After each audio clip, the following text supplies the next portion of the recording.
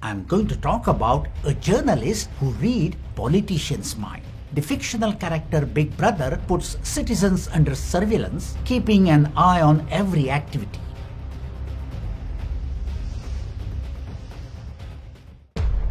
Hi, I'm Dr. Uttam Shiralkar, a psychiatrist based in the UK.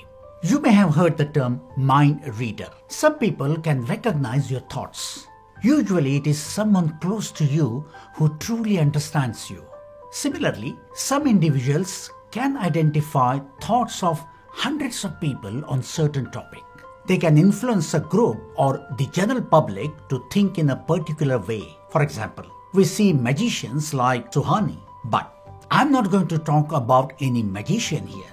I'm going to talk about a journalist who reads politicians' mind. He knows politicians' psychology very well. He is Bhau Torsekar, the big brother of politics. In Marathi, Bhau means brother, but you may wonder why he is a big brother. Let me tell you. A few years ago, a popular novel titled 1984 by famous author George Orwell introduced the concept of Big Brother. In that novel, the fictional character Big Brother puts citizens under surveillance, keeping an eye on every activity and reminding them Big Brother is watching you. I'm saying Bhau is a big brother in this context. You might think it's just a word play, but it is not.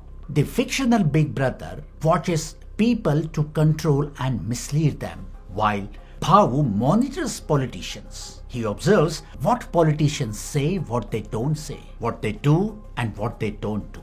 Maharashtra Chief Minister Devendra Fadnavis once admitted that Bhau is the only one who accurately finds the motives behind his political moves. There is a key difference between the fictional Big Brother and Bhau. The fictional Big Brother watches people to control and manipulate them, while Bhau observes politicians to help people understand hidden politics and improve their political awareness to become politically smart. Bhau Torsekar lives in Mumbai, a city known for its vastness, much like the ocean by its side. He possesses an equally vast understanding of politics. He is a familiar name to Marathi and Hindi readers. Many prominent politicians, journalists and viewers eagerly watch him decode the mysteries behind the political scenes. During the COVID-19 pandemic, he launched a YouTube channel called Pratipaksh, which means the other side. At the outset, he stated many people blindly believe what they see and are told. However, through Pratipaksh, I aim to present the opposite side and the truth. While many YouTubers make similar claims, Bhau offers a unique out-of-box perspective. His videos are rich in references and examples told in simple language. He captures your attention for 20-25 minutes without any flashy effects. Notably, he doesn't use trendy gimmicks. Despite such simplicity, with over 800,000 followers, his channel has attracted attention from numerous national networks. However, as his videos are in Marathi and Hindi, they remain inaccessible to those who don't understand those languages. Thus, I will explain his few key videos and points in English through this channel.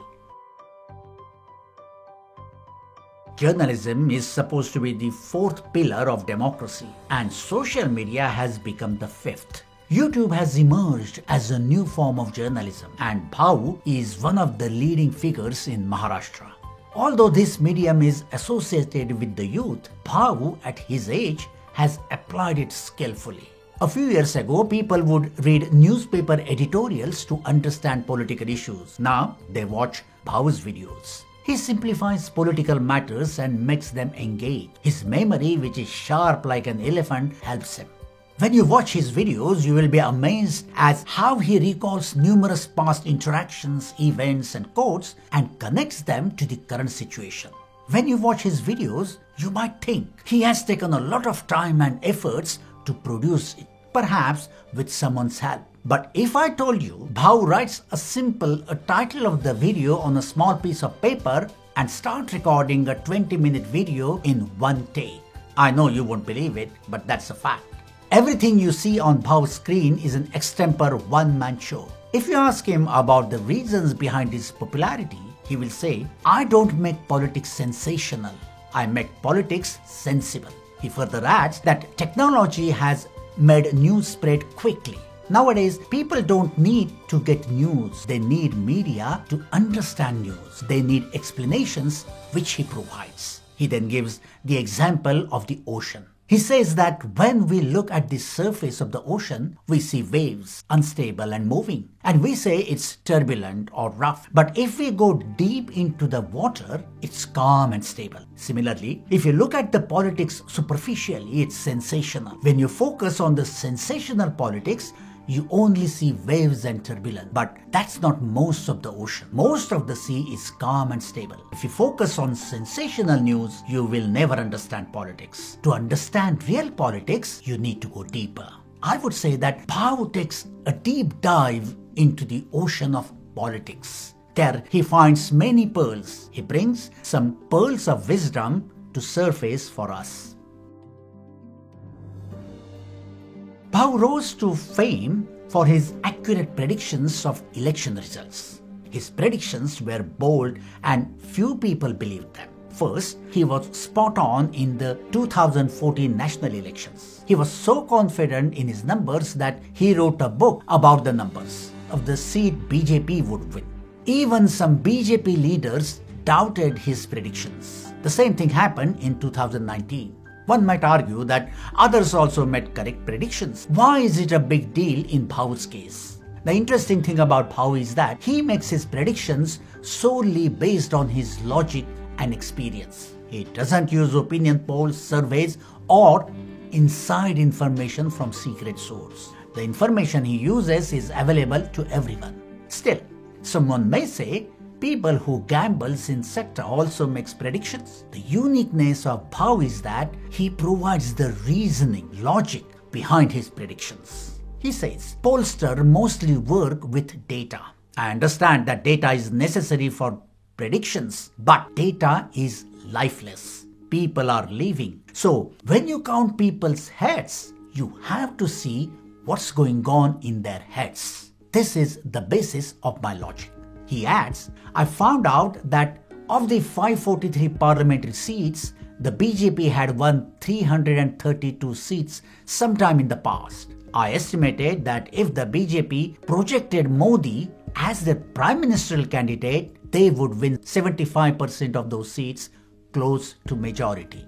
So far, I have shared some positive things about Bhavu. Doesn't he have any flaws? Like each of us, he has. But there is positivity even in his limitations. For example, his predictions for the 2024 elections went wrong. While this happened with many others, he humbly accepted his mistake without making any excuses. He says his predictions are educated guesses, sometimes right, sometimes wrong. He didn't stop at taking responsibility. He went on to analyze where he went wrong. He found out that his predictions were based on the past performance, but performance depends on prevailing conditions. For example, if the number of votes changes significantly, past performance becomes invalid. He has also written books on BJP and Modi, one of the book titled Why Modi Again. So, for some, another flaw is that he openly supports Modi. In the current state of polarization of politics, his taking a side is unacceptable to some. However, in my view, the reality is that not taking a side is very, very difficult in the current times of social media and polarization. Those who call themselves impartial are lying to us. Furthermore, some do admit that they are partial, but say they take sides but are not biased. They also lie to some extent. Bhavu admits that to some extent he may be biased. Here, I gave you a scientific piece of information.